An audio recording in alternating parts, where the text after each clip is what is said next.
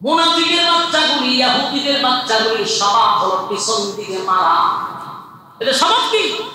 কথা বলে আমরা দেখছেন দিনের অবস্থা, যখন মানুষ ঘুমায় তখন ইহুদিদের বাচ্চারা আমাদের নিষ্পাপ মা বোনদেরকে হত্যা করে। সামনে দিয়ে যখন উসমানকে পাহারা দিতেছিল, কিন্তু আব্দুল্লাহ ইবনে সাবার গোষ্ঠীরা উসমান রাদিয়াল্লাহু তাআলা ওয়াল টপকাইয়া ভিতরে যখন ঢুকে গেল, উসমান রাদিয়াল্লাহু তাআলা একজন সাহাবীর সঙ্গে কথা বলতেছিল। এর মধ্যে মদিনার অনেক সাহাবী উসমানের কাছে গেছে, অনেক আনসার সাহাবীরা গেছে, হুজুর খালি অনুমতি দেন, আমরা আপনার পক্ষে যুদ্ধ করব। ওসমানের কথা বলো না, কোন যুদ্ধ চাই না, আমি গতকালকে স্বপ্নে দেখছি রে, আমার নবী আবু বকরকে নিয়া ওমরকে নিয়া দাঁড়ায় আছেন, আমারে বলতেছে উসমান আজকে রাত্রি তুমি আমার সঙ্গে চেহারি করো। নবী স্বপ্নের মধ্যে ওনাকে পানি পান করাইলেন, উনি তৃপ্তি মিটাইয়া পানি পান করছেন। আর আল্লাহর হাবিব বললেন স্বপ্নের মাধ্যমে, তুমি এখন রোজা রাখবা, শীঘ্রই তুমি আমাদের সঙ্গে বসে ইফতারি করবা। সুবহানাল্লাহ। হযরত উসমান বুঝে গেছেন যে আজকে ইফতারের আগে আমি দুনিয়া থেকে বিদায় হয়ে যাব, আমি শাহাদাত বরণ করব। তাই উসমান রাদিয়াল্লাহু তাআলা কুরআন শরীফ নিয়ে যখন পড়তেছিলেন, একটা আয়াত পড়তেছিলেন, ফাসায়াকফিকাহুমুল্লাহ, এই আয়াতটা পড়তেছিল, পিছনের ওয়াল টপকাইয়া ঘাতকরা ঘরের ভিতরে প্রবেশ করে হযরত উসমান রাদিয়াল্লাহু তাআলার মাথা মুবারকের মধ্যে আঘাত করছে, ওনার মাথা মুবারকটা কেটে কোরআনের মধ্যে পড়ে গেছে। আমার যুবক ভাইরা, পিছন থেকে আঘাত করে উসমানকে হত্যা করলো, উসমান রাদিয়াল্লাহু তাআলা শাহাদাত বরণ করলো। যে আয়াতটা পড়ছিল ফাসায়াকফিকাহুমুল্লাহ, তাদের জন্য আল্লাহই যথেষ্ট, এই আয়াতের মধ্যে রক্তটা যখন পড়ে গেল, কিয়ামতের ময়দানে অসংখ্য সাহাবীদের সাক্ষী হবে, শাহাদাতের সাক্ষী হবে গুড়া তলোয়ার, কিন্তু হযরত উসমান একমাত্র ব্যক্তি যার শাহাদাতের সাক্ষী হবে স্বয়ং আল্লাহর কোরআন। আমার যুবক ভাইরা, উসমান রাদিয়াল্লাহু তাআলাকে হত্যা করার পরে গোটা মদিনায় ছড়িয়ে গেল রে, উসমানকে তারা শাহাদাত বরণ করছে, উসমান শাহাদাত বরণ করছে। দেখেন আজকে গোটা পৃথিবীতে সব জায়গায় দেখবেন মুসলমান লাঞ্ছিত, অপমানিত, সব জায়গায় কিন্তু আমরা মাই দেখতেছি। বলুন আমরা কি সংখ্যায় কম?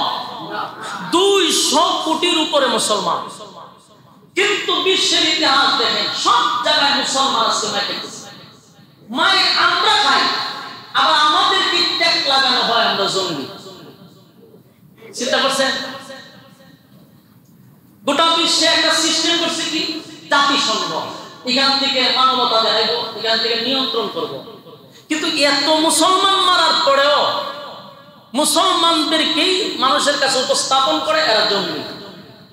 আমেরিকাকে জঙ্গি বলার সাহস পায় না, ইসরায়েলের মতো কুখ্যাত খুনিকে কিন্তু তারা সন্ত্রাসী বলবার সাহস পায় না। মাজলুম মুসলমানদেরকে মারার পরে তারা আবার মানুষের সামনে তাদেরকে ট্যাগ লাগায় দেয় জঙ্গি। এই যে একটা অবস্থা, এটা আজকাল থেকে নয়, এই বিষয়টা আজকাল থেকে নয়। আপনারা যদি 10-15 মিনিট একটু মনোযোগ দিয়ে শুনেন, তাহলে আপনারা একটা জিনিস বুঝতে পারবেন যে মুসলমানের ভিতরে এই ফাটল সৃষ্টি করলো কারা। রাসূল সাল্লাল্লাহু আলাইহি সাল্লাম যখন মক্কা থেকে মদিনায় আসছে, আসার পরে মদিনায় অসংখ্য ইহুদি ছিল। রাসূল আয়েশা ইহুদিদের সাথে একটা চুক্তি করছে, সন্ধি করছে। চুক্তিটা হলো যে আমরা একই সাথে চলবো, কিন্তু আমরা কারোর সাথে যুদ্ধ করব না। কেউ যদি আমাদের উপরে আক্রমণ করে আপনারা আমাদের সাথে থাকবেন, আপনাদের উপরে আক্রমণ করলে আমরাও থাকবো আপনাদের পাশে। দেশ চালানোর জন্য একটা চুক্তি। কিন্তু এই চুক্তিটা ইহুদিরা বেশি দিন ধরে রাখতে পারে না, তারা এই চুক্তি ভঙ্গ করছে। আপনারা তো দেখছেন ইতিহাসে ইহুদিদের চুক্তি ভঙ্গ করে এর নজির পাইছেন যে আপনারা, চুক্তি ভাঙে আমার মুসলমানদেরকে মারে, এটা তাদের আগের স্বভাব। তারা চুক্তি ভাঙল। ইহুদিদের চিন্তা হলো আব্দুল্লাহর পুত্র মুহাম্মদ মক্কা থেকে মদিনায় আসার পর থেকে মুসলমানদের যে একটা বিজয়, মুসলমানদের যে একটা জয়লাভ, যেখানে যায় মুসলমান বিজয়, যেখানে যায় মুসলমান বিজয়, এটা ইহুদিদের সহ্য হইতেছে না। এরা কোনোভাবে এটা বরদাস্ত করতে পারতেছে না। এত বিজয়, এত বিজয়, যেখানে মুসলমান যায় সেখানে বিজয় লাভ করে, সুবহানাল্লাহ। কিন্তু এটা ইহুদিদের সহ্য হচ্ছে। তারা সিদ্ধান্ত নিল যে আল্লাহর রাসূলকে তারা হত্যা করবে, নাউযুবিল্লাহ। একবার করলো কি, তারা রাসূল আরবি সাল্লাল্লাহু আলাইহি সাল্লামকে এক জায়গায় দাওয়াত দিয়ে আনছে ইহুদিরা, সাথে সাহাবায়ে কেরাম ছিল। হঠাৎ করে ইহুদিরা বলল যে হুজুর, আমরা আপনার সাথে একেবারে পার্সোনাল কিছু কথা বলতে চাই। সাহাবীদের এটা একটা সন্দেহ লাগছে যে আমাদের পাশে কথা বলবে না, সে পার্সোনাল কথা বলবে, এটা সাহাবীদের একটা সন্দেহ হয়েছে যে ঘটনা তো ভিন্ন। কিন্তু আল্লাহ রাসূল বললেন যে তোমরা একটু পিছনে যাও, আমি এদের সাথে একটু পার্সোনাল কথা বলি। তারা রাসূলকে একটা ঘরের ভিতরে নিয়ে গেছে, ঘরের ভিতরে নিয়ে রাসূলকে বসাইছে। ওই ইহুদিরা আরেকজনকে বলছে তোরা ছাদের উপরে টপকায় গিয়ে বসবি, ওখান থেকে বড় একটা পাথর মুহাম্মদের উপরে ফেলাই দিবি, মূল টার্গেট হলো রাসূলকে হত্যা করার জন্য। তো এরা এইদিকে রাসূলের সঙ্গে কথা বলতেছে, আর একটা ইহুদি পাথর নিয়ে উঠছে রাসূলের উপরে ফেলাই দিবে। এই মুহূর্তে জিবরাইল আলাইহিস সালাতু ওয়াস সালাম আয়েশা বলল, হুজুর আপনারা তাড়াতাড়ি এখান থেকে উঠেন, আপনাকে হত্যা করার জন্য এরা ষড়যন্ত্র করছে। আল্লাহ রাসূল দ্রুত এখান থেকে উঠে গেলেন। পরবর্তীতে রাসূল এই মদিনা থেকে ইহুদিদেরকে বের করে দিয়েছে, তোরা মদিনা থাকার দরকার নেই, বাইরে বের করে দিয়েছে। এরপরে রাসূলের পরে হযরত আবু বকর দেশ শাসন করছেন, এরপরে হযরত খলিফাতুল মুসলিমিন হযরত ওমর দেশ শাসন করছেন। ইহুদিরা চেষ্টা করছে মুসলমানদেরকে ধ্বংস করার জন্য, কিন্তু পারে নাই। পারে নাই কেন? হযরত ওমরের নেতৃত্বে দেশ পরিচালনা হয়েছে, কোন ইহুদি সাহসটুকু পায় নাই যে মুসলমানের মধ্যে ফাটল সৃষ্টি করবে, কিন্তু চেষ্টা চালায় গেছে। ঘটনাক্রমে ইহুদিদের মধ্যে একজনের নাম ছিল আব্দুল্লাহ ইবনে সাবা। ইয়ামেনে গিয়ে এরা বসবাস শুরু করছে, ইয়ামেনে মদিনাতে দৌড়ে যাওয়ার পরে। এখানে থেকে বহুদিন ধরে এরা প্ল্যান করতেছে যে মুসলমানরা এত বিজয় কিভাবে হচ্ছে। আমার মুসল্লি ভাইয়েরা একটু মনোযোগ দিয়ে শুনবেন, এখানে আমাদের শিখার আছে। এই ইহুদিরা চিন্তা করতেছে যে মুসলমানরা এত বিজয় কোথা থেকে পায়, যেখানে যায় তাদের বিজয়, যেখানে যায় তাদের বিজয়। এইভাবে যদি বিজয় হইতে থাকে গোটা পৃথিবী মুসলমানদের হাতে চলে আসবে, আমাদের অস্তিত্ব থাকবে না। তাই এখনই আমাদের একটা ব্যবস্থা নিতে হবে। কিন্তু শাসনামল কার ছিল? হযরত উমরের। এরা এটাও জানে উমরের শাসনামলে যদি আমরা কোনো গিরিঙ্গি বাজাইতে চাই আর উমর যদি কোনোভাবে টের পায়, তাহলে জাকাত শেষ করে দিবে। এই জন্য এরা মাস্টার প্ল্যান করতেছে, কিন্তু এরা বহু অ্যানালাইজ করছে যে ঘটনাটা কি, এদের এত শক্তি কোথা থেকে আসে। এরা 1000-এর সাথে 313 জন বিজয় হয়, 60 জনের সাথে 60,000 পারে না, এটার ঘটনাটা কি? এরা বহু বছর গবেষণা করে দেখলো যে এদের মূল শক্তির উৎস হইল মুসলমানদের মধ্যে আছে একতা। আমি কি আপনারা সোনার একটা ভাষায় করতেছি না, নোহালি ভাষা কিতাব বুঝুন, কথাতে বুঝি বুঝছেন না আপনারা? মুসলমানদের কিতাব আছে, একতা আছে, মানে ঐক্য আছে। এই ঐক্য থাকার কারণে তাদের সঙ্গে কোনো মানুষ, কোন ইহুদি বলেন খ্রিস্টান বলেন, যেই যুদ্ধ লাগে এর সাথে পরাজিত হয়। কেন? মুসলমানদের মধ্যে একতা আছে। একতাটাই হলো সবচেয়ে বড় শক্তি। বলে যে আপনাদের বিবেকে কি বলে, একতার মধ্যে শক্তি আছে না নাই? এরা বহু বছর প্ল্যান করে পাইলো যে এইটাই হলো মূল ঘটনা। তাহলে এখন আমাদের কাজ হবে মুসলমানদের মধ্যে একতা নষ্ট করে দেওয়া, মুসলমানদের মধ্যে একটা ফাটল সৃষ্টি করা। তাদের যেভাবে ঐক্যবদ্ধ আছে এখান থেকে তাদেরকে সরাই দিলেই তাদের শক্তি কমে যাবে। তারা বহু বছর অপেক্ষা করার পরে উমরের শাসনামলে পারে নাই। এরপরে যিনি শাসনামলে আসছে উনি কে? হযরত উসমান রাদিয়াল্লাহু তাআলা। উনি ছিলেন নম্র, ভদ্র, লাজুক প্রকৃতির একজন মানুষ। এই ইহুদিরা উনার শাসনামলটাই বেছে নিয়েছে যে এখনই আমাদের যা করা করতে হবে, কারণ উসমান অত্যন্ত নরম মানুষ, উনি ডাইরেক্ট কোনো অ্যাকশনে যাবে না। আর ওনার আমলে যদি আমরা সাকসেস না হতে পারি আর হব না। সম্মানিত শুধু যেই ভাবনা সেই কাজ। এই আব্দুল্লাহ ইবনে সাবা ইয়ামেন থেকে মদিনায় আসছে, এখানের মাস্টার প্ল্যান তাদের। মদিনায় আইসা প্রকাশ্যে মুসলমানদের সামনে কালেমা পড়ছে, কালেমা পইরা হে মুসলমান হইছে। এই লম্বা দাড়ি, এই লম্বা পাঞ্জাবি, এই লম্বা ভাগরি, পকেটে মেসওয়াক, বুঝা যায় বুজুর্গ আসমানতে লাইমাইছে। এত বড় বুজুর্গ কালেমা পড়ার পর থেকে তার ইবাদত বন্দেগী দেখে মানুষ দিন তো দিন তার প্রতি দুর্বল হইতেছে। এত লম্বা নামাজ, এত বড় জিকির, সারাদিন শুধু সে ইবাদতে সময় কাটায়। মোটামুটি মদিনার মধ্যে একটা কানাঘুষা শুরু হয়ে গেল যে আব্দুল্লাহ ইবনে সাবার মতো একটা আমলদারি ব্যক্তি, এত বড় একজন বুজুর্গ আর নাই। সে কালেমা পড়ছে ঠিক, মূলত সে ইহুদি। মাথায় রাখবেন, সে কি ইহুদি। সে কালেমা পড়ছে তার ভিন্ন একটা উদ্দেশ্য। ইবাদত বন্দেগী এমন ভাবে বাড়াইছে, মানুষ দেখলেই তার কাছে ভক্ত হয়ে যায় যে সর্বনাশ, উনি তো বহুত বড় বুজুর্গ। এটাই সে কাজে লাগাইল। কিছুদিন কাটার পরে যখন মানুষের কাছ থেকে একটা জনপ্রিয়তা পাইছে, সবার মুখে মুখে যখন তার কথা ছড়ে গেছে, সে করলো কি, হযরত উসমান রাদিয়াল্লাহু তাআলার কাছে গেছে। এর ভিতরে উসমান রাদিয়াল্লাহু তাআলার কানে গেছে যে সে একজন ভালো একজন মুসলমান এবং তার ইবাদত বন্দেগী সবার মুখে মুখে উসমানও অলরেডি জানছে। সে উসমান রাদিয়াল্লাহু তাআলার কাছে গিয়া কয় যে আমি আপনার কাছে আসছিলাম একটা বিষয় পরামর্শের জন্য। হযরত উসমান রাদিয়াল্লাহু তাআলা বলে, কি পরামর্শ? যে রাষ্ট্রীয় কোনো কাজে আমাকে লাগানো যায় কিনা। বুঝতেছেন বিষয়? ওইখান পর্যন্ত সে অলরেডি চলে গেছে যে রাষ্ট্রীয় কোনো কাজে আমাকে লাগানো যায় কিনা। হযরত উসমান রাদিয়াল্লাহু তাআলা তো সাধারণ কোনো সাহাবী না, বিচক্ষণ সাহাবী। মানে কতক্ষণ তার চেহারার দিকে তাকায় বলল, না, তোমার যোগ্য মনে হয় না, তোমার রাষ্ট্রীয় কোনো কাজে লাগানো যাবে না। মানে কথাটা বলার পরে তার মাইন্ডে লাগছে, তার মনে অনেক কষ্ট পাইছে যে এতগুলা মানুষের সামনে আমার অযোগ্য বলল। এবার সে কি করলো, এখান থেকে একটু দূরে গিয়া আরো কিছুদিন থাকার পরে ওই যে বিশাল একটা টিম গঠন করছে মোটামুটি মানুষের আস্থা, এদেরকে বলতে লাগলো যে হযরত আলী থাকতে, এত বড় একজন যোগ্যতা সম্পন্ন একজন ব্যক্তি থাকতে, নবীজির আপন চাচাতো ভাই, নবীর বংশের মানুষ, উনি থাকতে উসমান কিভাবে খেলাফত পায়? সিস্টেম বুঝছেন? সিস্টেম একটা মাইক দিচ্ছে। আর এই কথাটা কিছু সাধারণ মুসলমানরাও এটা আস্তে আস্তে খাওয়া শুরু করছে। দুর্বল মানুষের কাছে একটা মেসেজ দেয়। যেমন আমি একটা এক্সাম্পল দিই, আপনাদের মাদ্রাসায় একজন প্রিন্সিপাল আছে, উনি ভালো মানুষ। এখন উনার বিদায় করার জন্য তো ডাইরেক্ট কোনো অ্যাকশন নাই। তখন ওই কিছু কিছু মানুষের কাছে ওই আমাদের মতো কিছু লেবাসদারি মৌলবীরা, দেখতে মৌলবী, বড় দাড়ি, পাগড়ি, কিন্তু খাসলত হলো মুনাফিকের। গিয়া হইবা আমাদের সোনারগাঁড়ের এত বড় হুজুর থাকতে, হ্যাঁ বেটা কেমনে আমরা সোনারগাঁড়ের মুস্তামিমগিরি করতে পারে? কিভাবে হইল এই চাকরিটা? আস্তে আস্তে মানুষের ভিতরে বিষ ঢুকায় দেয়, আর এটা 100 মানুষ খাইতে থাকে। এরপরে কিন্তু একটা দুর্ঘটনা ঘটে। এই আব্দুল্লাহ ইবনে সাবা এই ঘটনাটা ঘটে। পরবর্তীতে সে বলল কি, হযরত আলীর কাছে গেছে। আলী রাদিয়াল্লাহু তাআলা একজন বিচক্ষণ সাহাবী, সাধারণ সাহাবী না। ওনার কাছে গিয়া এইভাবে আস্তে করে ছাড়ছে যে আপনার মতো একজন সাহাবী থাকতে, নবীর বংশের লোক থাকতে, যোগ্যতা সম্পন্ন ব্যক্তি থাকতে উসমান কিভাবে দেশের রাষ্ট্রনায়ক হয়? কথা বুঝতে চান? হযরত আলী সারার ভাই সাহেব বলে, তত লক্ষণ বালা না, তোর উদ্দেশ্য বালা না।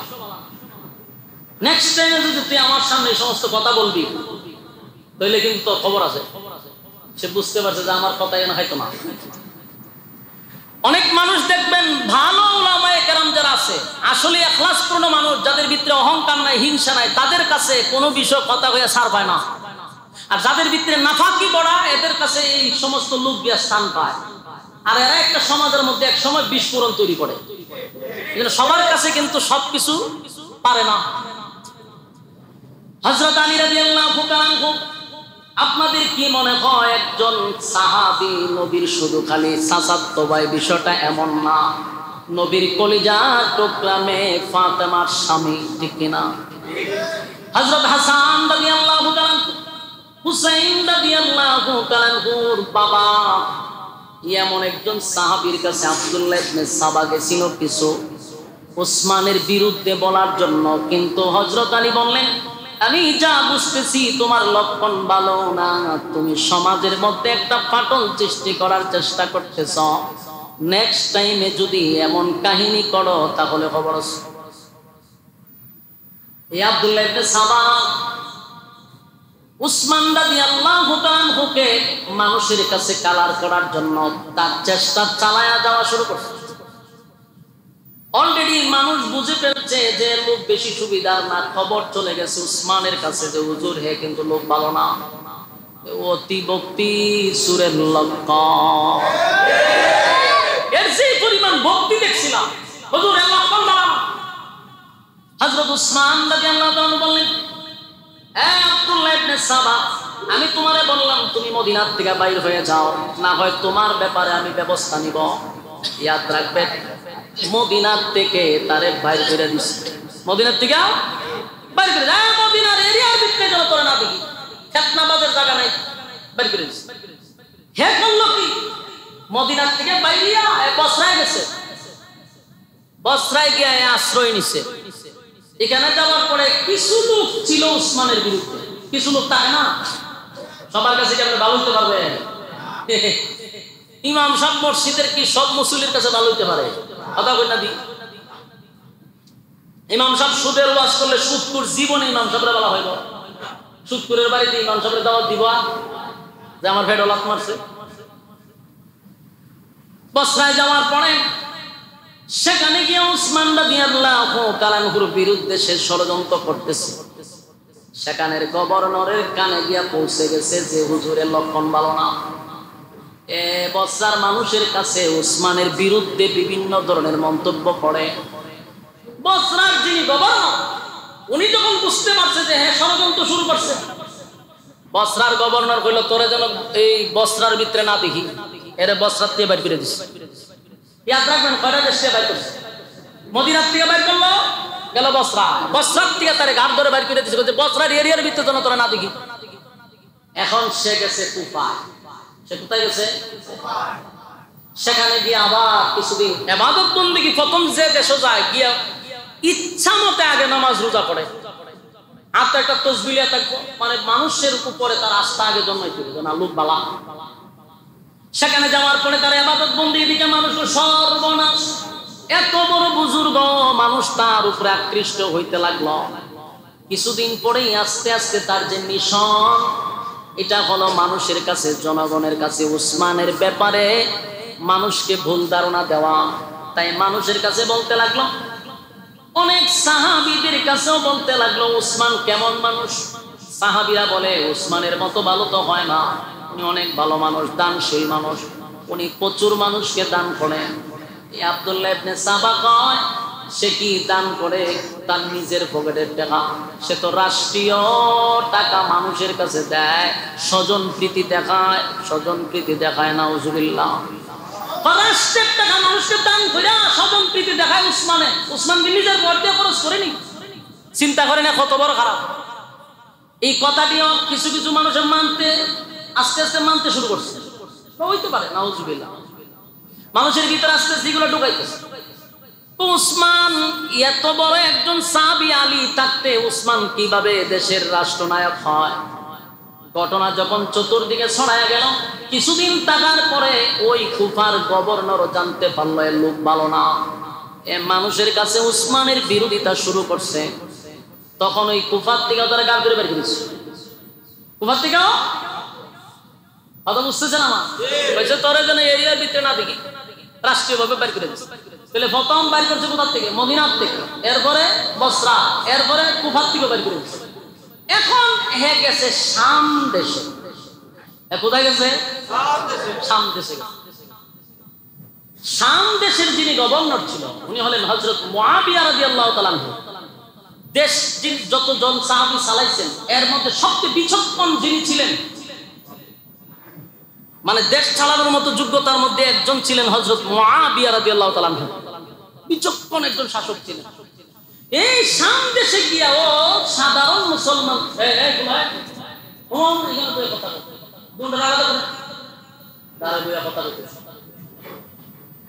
এই শাম দেশে গিয়া ও এই ইহুদি আব্দুল্লাহ ইবনে সাবা প্রথমে ইবাদত বন্দি করে মানুষকে বুঝাইছে আমি বড় বুজুর্গ। মানুষ যখন তার কাছে আসতে লাগলো তখন আস্তে আস্তে সে বিষ ঢুকাইতে লাগলো। গভর্নর ছিলেন কে? হযরত মুআবিয়া রাদিয়াল্লাহু তাআলা আনহু। সাধারণ কোনো শাসক না।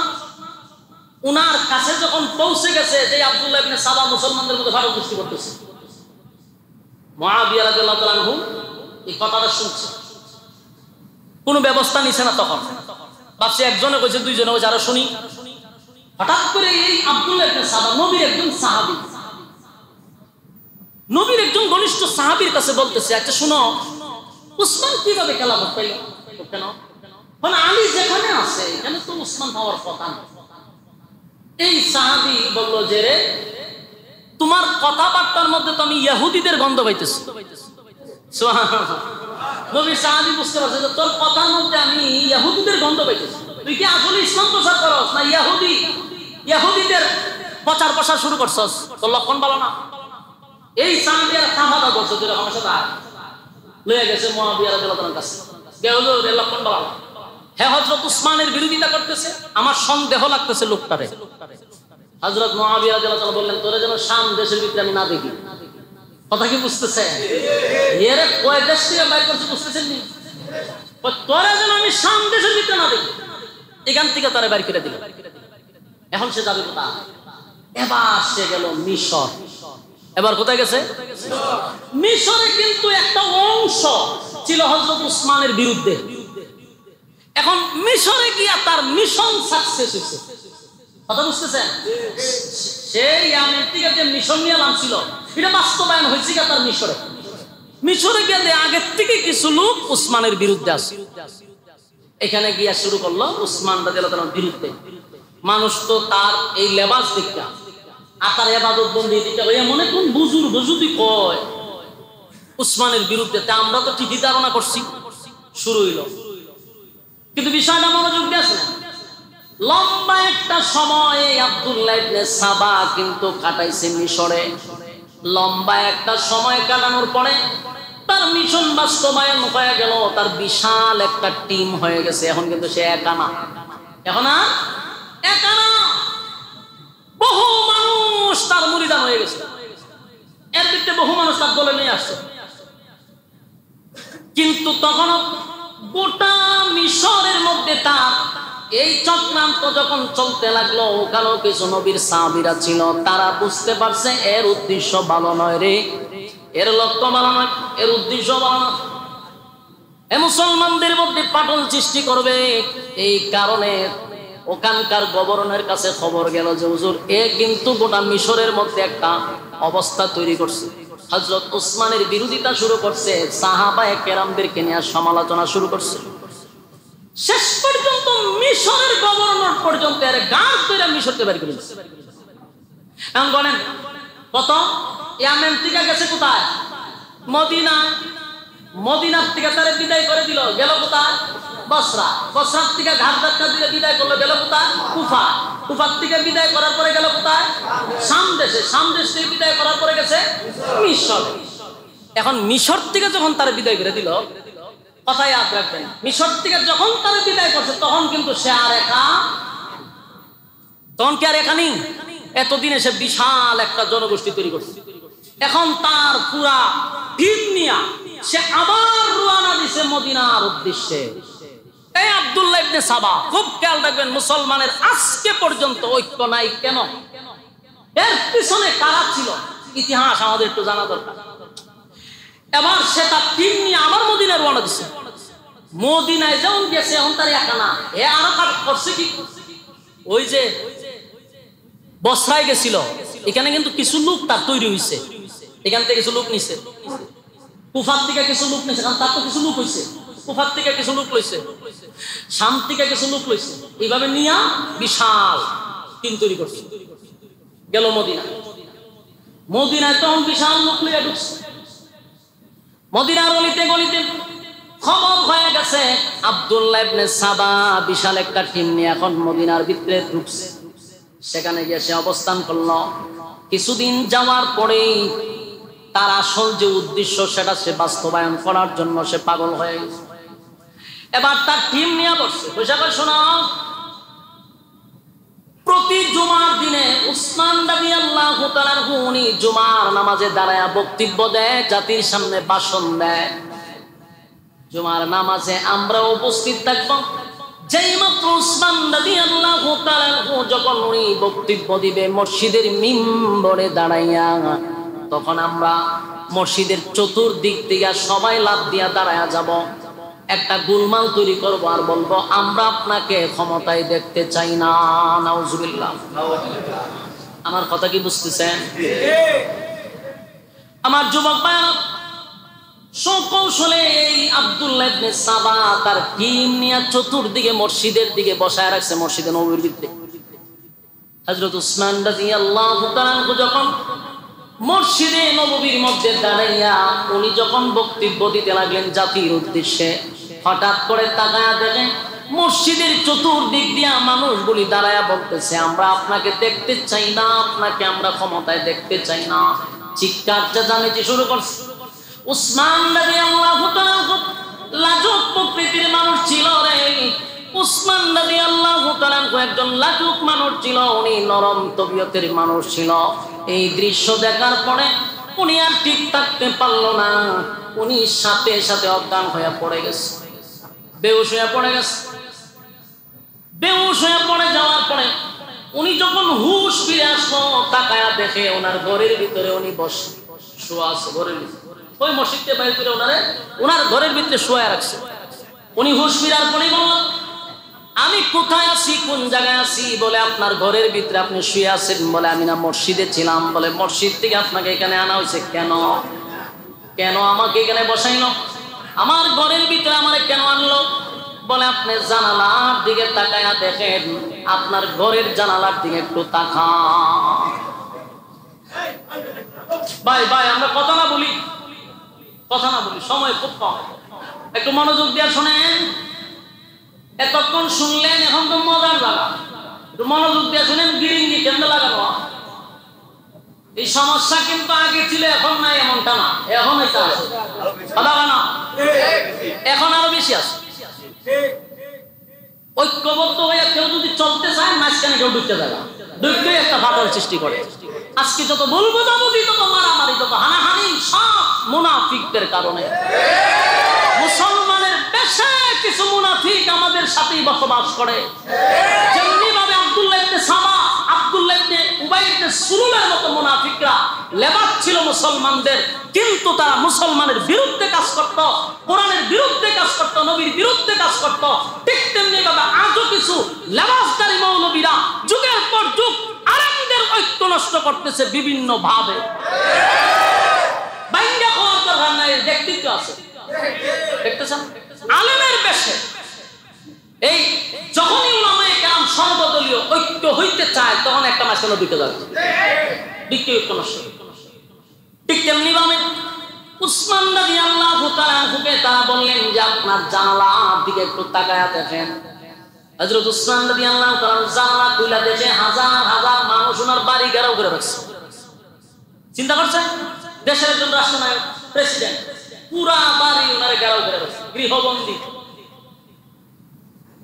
উসমান রাদিয়াল্লাহু তাআলা আশ্চর্য হয়ে গেলেন আর বললেন, আমার বাড়ির চতুর্দিকে এত মানুষ কেন দাঁড়ায় আছে? কেন তারা চিল্লাচিল্লি করতেছে?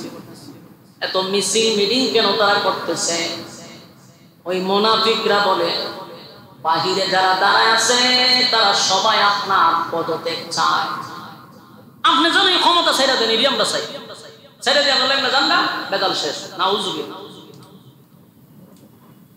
উসমান রাদিয়াল্লাহু তাআলার কথা হলো যে আল্লাহর নবীর ইশারা আছে। ইশারা কি? বলে আমার নবী বলছেন আমি শাহাদাত বরণ করব। আল্লাহর নবী হযরত উসমানকে বলছিল, তোমাকে আল্লাহ এমন একটা সম্মানের চাদর দিবে, এই চাদরটা তোমার শরীরে থাকার পরে অনেক মুনাফিকরা চাদরটা টেনে হিসড়ে নেওয়ার চেষ্টা করবে, কিন্তু তোমার মৃত্যুর আগ পর্যন্ত তুমি তোমার চাদরকে জড়ায় রাখার চেষ্টা করবা।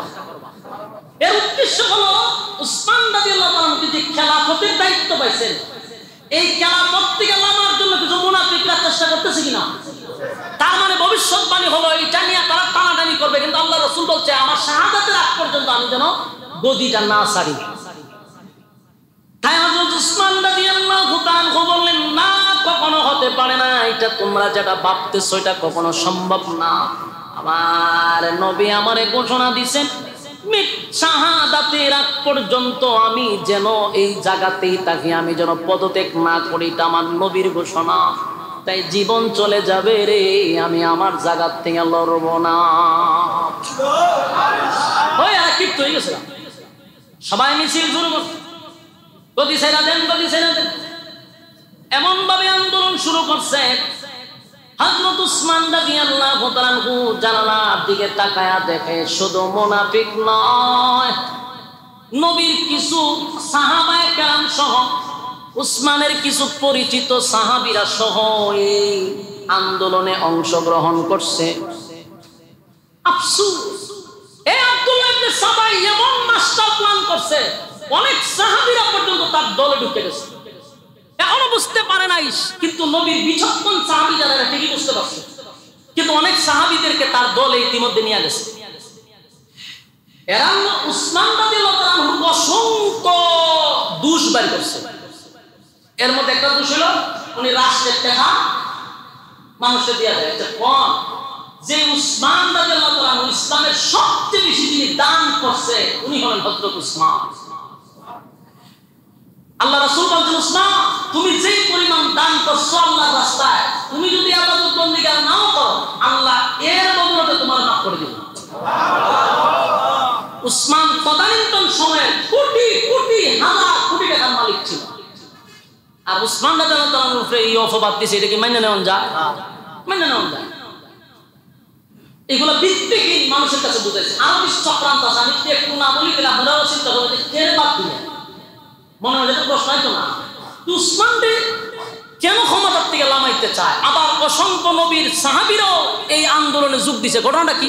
ঘটনা হলো এমন একটা মাস্টার প্ল্যান করছে যে অনেক সরল সোজা মানুষও বুঝতে বাধ্য হয়েছে। যেমন হযরত আবু বকরের ছেলে, নবীর সাহাবী আবু বকরের ছেলে, হযরত আবু বকর সিদ্দিক রাদিয়াল্লাহু তাআলার যে ছেলে আব্দুল্লাহ, উনাকে উনি গভর্নর বানায়া মিশরে পাঠাইছে এবং উসমান রাদিয়াল্লাহু তাআলার হাতে লেখা চিঠি এবং সিল সহ একটা চিঠি দিয়ে দিয়েছে যে তুমি মিশরের গভর্নর হবে।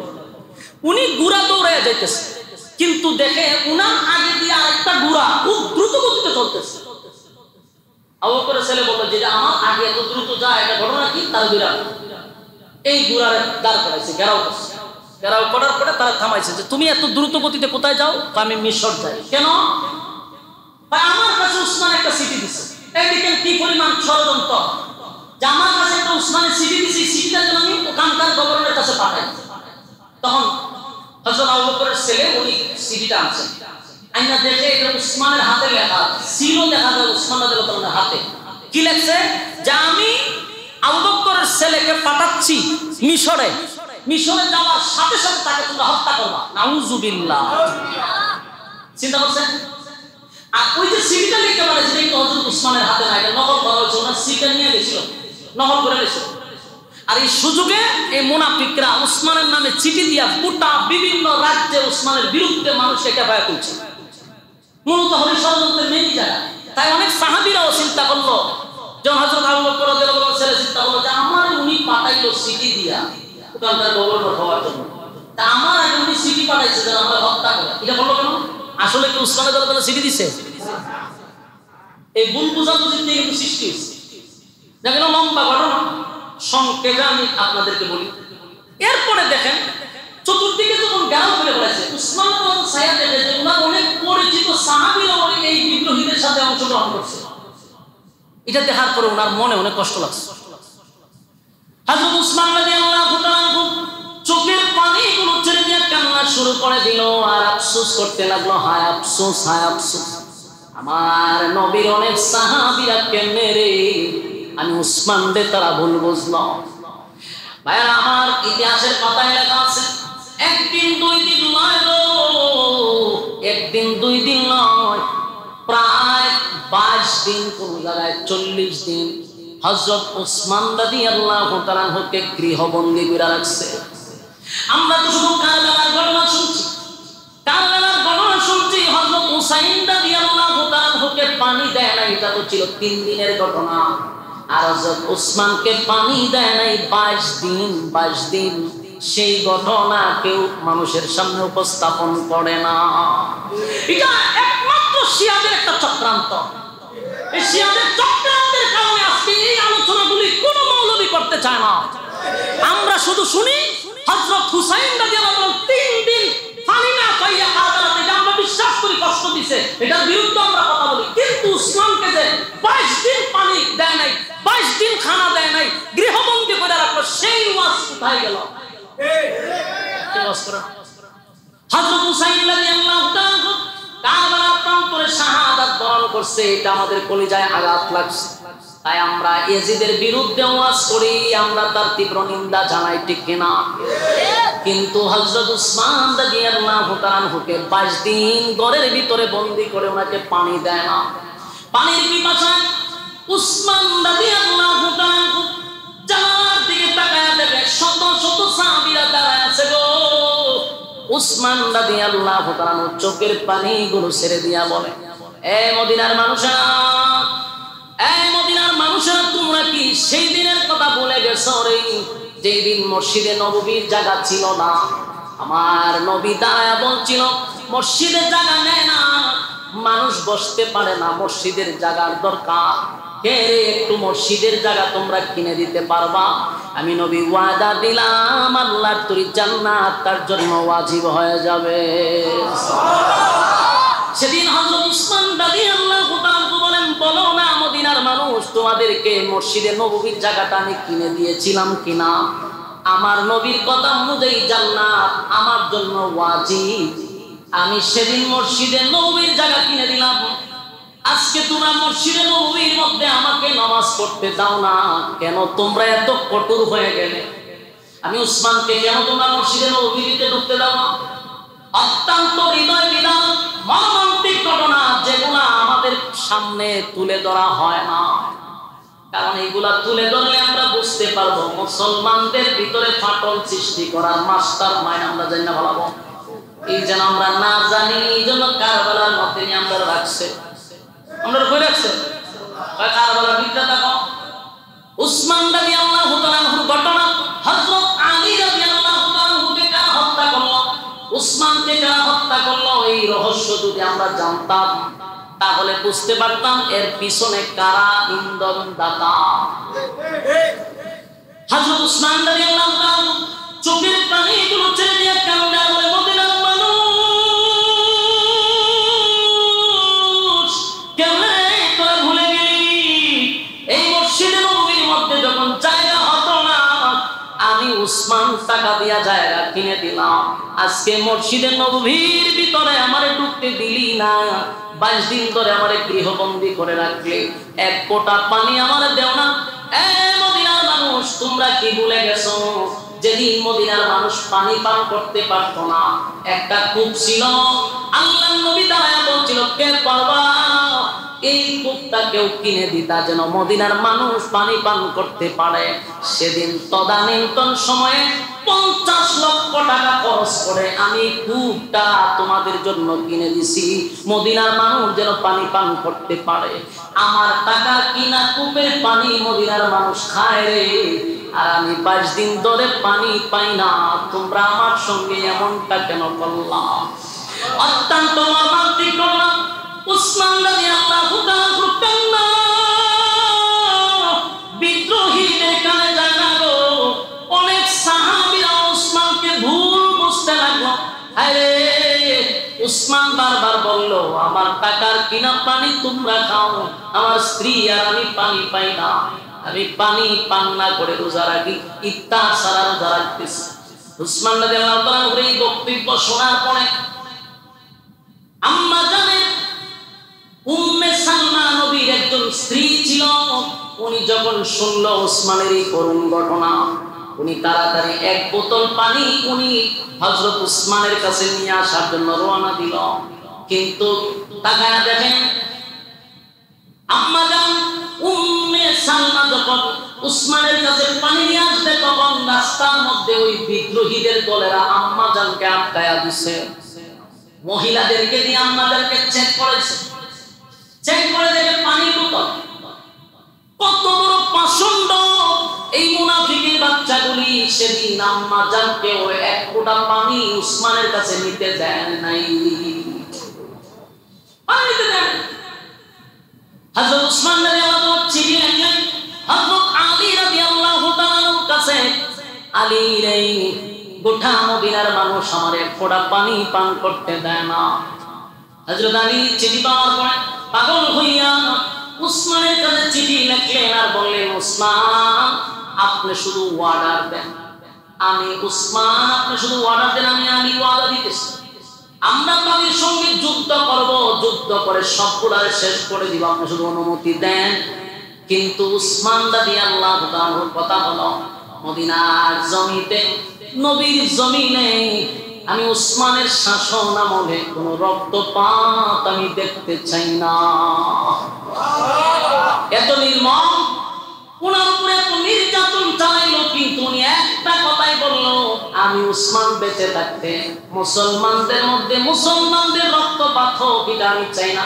কারণ হযরত আলীকে উদ্দেশ্য করে বলল, আলী রে, এই বিদ্রোহীদের মধ্যে শুধু বিদ্রোহীরা না, এখানে নবী অনেক সাহাবীরা ঢুকে গেছে, অনেক মুসলমানদেরকে ভুল বোঝানো হয়েছে, যুদ্ধ শুরু করলে মুসলমানের হাতে মুসলমান হত্যা হবে, তাই রক্ত আমি দেখতে চাই।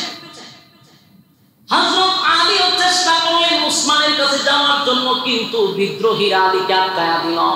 হযরত আলী রাদিয়াল্লাহু তাআলাকে উসমানের কাছে যেতে দিল না।